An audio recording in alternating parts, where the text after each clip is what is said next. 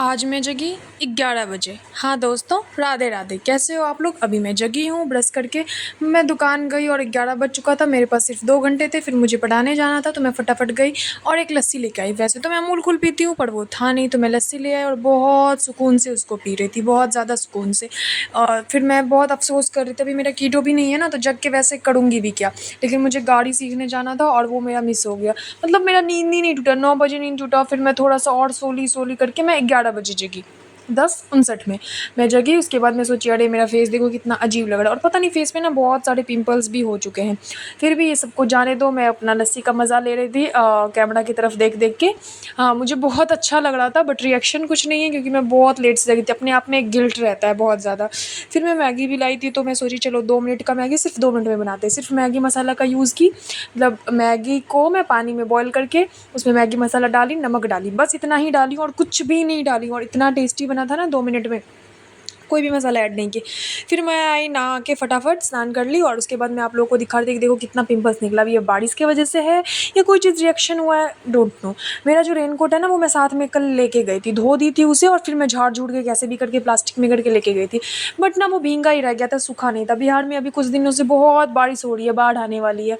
आज फिर भी मौसम बहुत ज़्यादा ठीक था, तो मैं सोची रेनकोट को थोड़ा देर सुखा लेती हूँ। थोड़ा सा सुखाई और फिर मुझे उसको मोड़ के लेना था, और मोड़ के भी मैं बस ऊपर वाला ले जाती हूँ। वैसे तो रेनकोट का पिजामा भी है, बट वो पहनने में फिर कहीं किसी के यहाँ खोल के रखने में बड़ा दिक्कत होता है, तो मैं बस ऊपर वाला ही पहनती हूँ। नीचे थोड़ा भींग भी गई तो कोई बात नहीं, फ़ैन में सूख ही जाता है।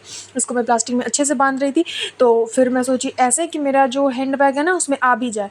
वो थोड़ा सा हवा उसमें हो गया था, तो मैं बैठ के बिहारी जुगाड़ लगा के, हाँ, बैठ के उसमें अटाई दिया। आप लोग देखो कितना बुटकू सा बैग है, और मैं इतना बड़ा रेनकोट उसमें ठूस ठास के ले ली कि अगर बारिश होने लगा तो मैं यूज़ कर लूँगी, और नहीं भी बारिश हुआ तो कोई बात नहीं। ये ना मेरी दीदी का परफ्यूम है जो ख़त्म हो गया, बट फिर भी मैं उसको थोड़ा-थोड़ा करके ले रही थी, मतलब यूज़ कर रही थी। उसमें था नहीं वैसे बचा हुआ।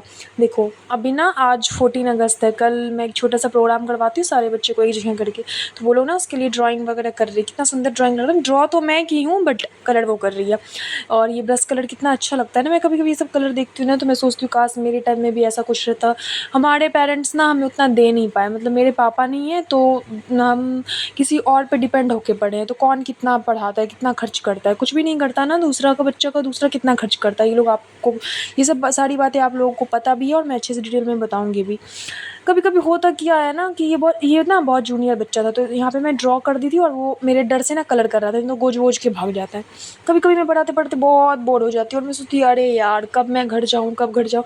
और ना टाइम, लिटरली टाइम नहीं बीतता है। मैं इतना वेट, बहुत देर बाद फ़ोन देखती हूँ, 5 मिनट भी ही बीता है।